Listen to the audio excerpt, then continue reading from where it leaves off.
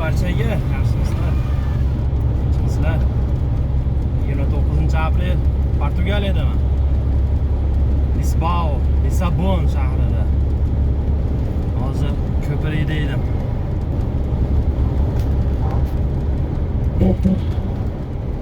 Vasco da Gama degan ko'prik ekan. Dengizchining nomiga atalgan ekan. Dengizchi shu Hindistonga borgan ekanda. Asosan Osiyoga, Hindistonga shu yoqlarga yo'l ochgan ekan. Asosan shu Yevropa orqali. 12 kilometrdan oshiq uzunligi ko'prikda.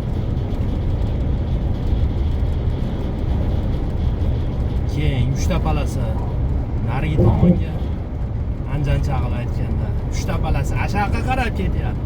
Uchta palasa mashaqqa qarab kelyapti. Okeanga chiqish bu yer. Okeanning suvi. Hozir qaysi okean? Atlantika bo'ladimi? Shu bo'ladimi? Narigi tomon Amerikada endi bu okeanda.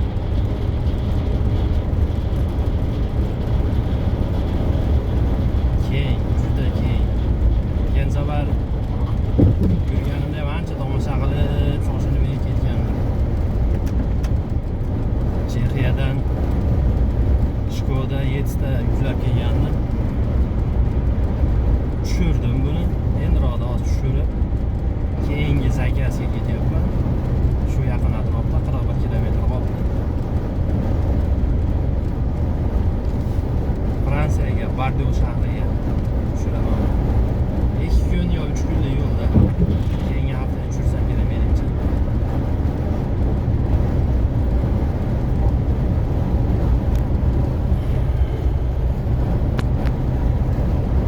Kamera bor ekan. Endi telefonni qo'limga olib, atrofni ko'rsatmoqchi edim. Kamera bor ekan. Mana tepada arkada. Yo'q. Mazza tabiat.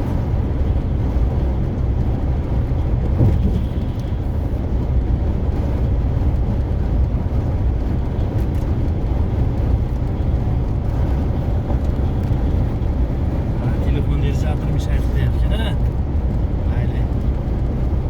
Shaytmagan joydan ko'rib turasizlar. Bu dengizchi o'zi Amerikani kashf qilaman deb yo'lga chiqadi ekan. Yo'lga chiqqanda adashib qolib Hindistonga borib qoladi ekanda. Hindiston shu Angliya, Osiyo, shu Yevropani qaram bo'lib qolishiga mana shu sababchi deb o'ylayman. Nimaga? Shu yo'l ochgan, shu borgan. Shu borgandan keyin ko'p yevropaliklar Hindistonga borgan.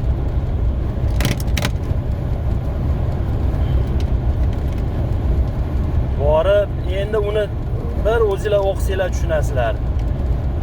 Hozir aytib bergani juda vaqt ko'p ketadi, to'g'risi. Men o'ylashimcha shu sababchi bo'lgan shu kishi. Vasco Gama deb. Shunaqa. Adashib qolib Hindistonni kashf qiladi. Endi u yerda hindlar bo'lgan. Baribir Yevropa uchun kashf bo'lgan Hindiston.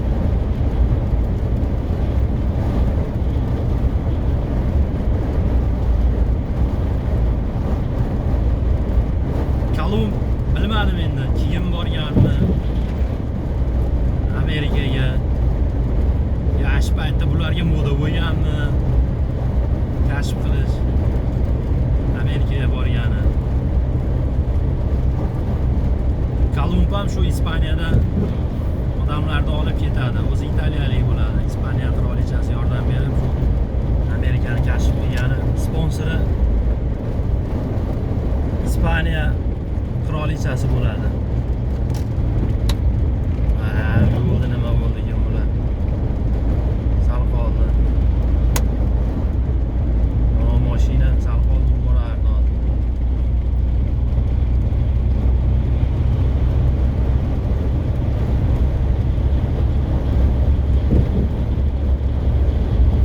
Shuning uchun chalg'imash kerak. Menga o'xshab.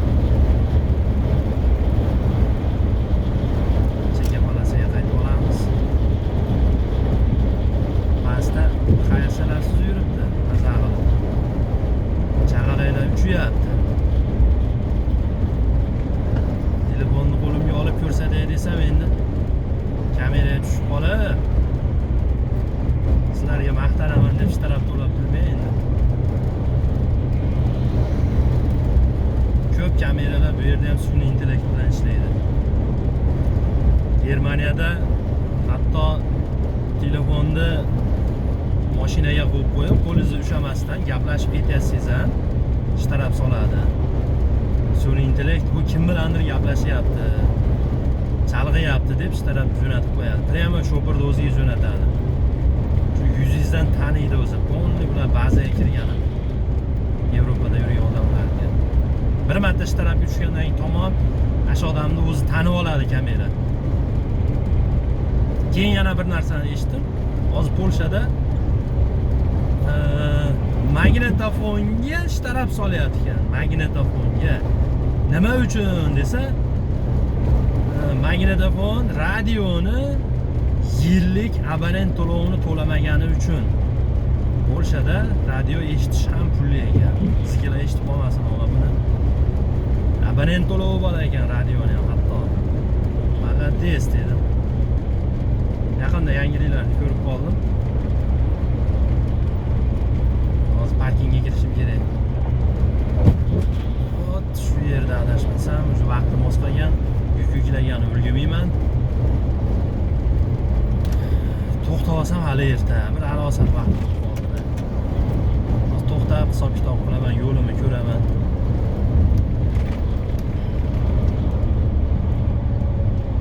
Yo'lda boshqa parking ko'rmadim men. Mana shu oxirgi parking bo'lishi kerak. Portugaliya parkinglari. Tualetlari bor, sharoitlari yaxshi. Ispaniyada ham shunaqa.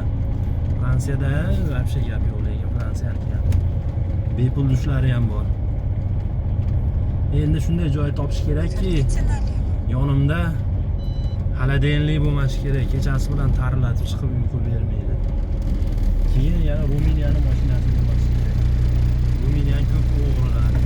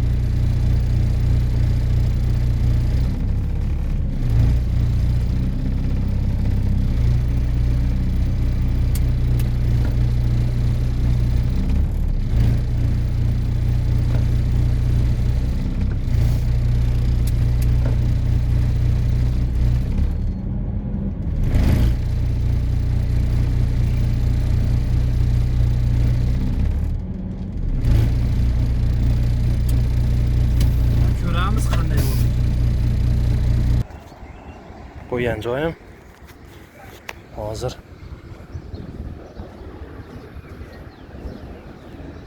ozgina orqaroqqa yursam ham bo'larmi menimcha? Yo'q.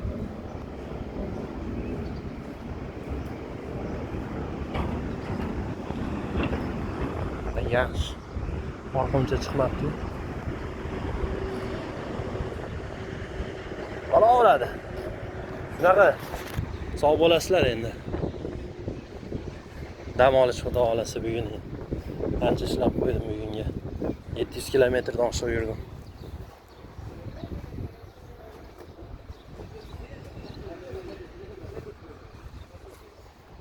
Toza havo, tanga havo, okeanning havosi kelib turibdi.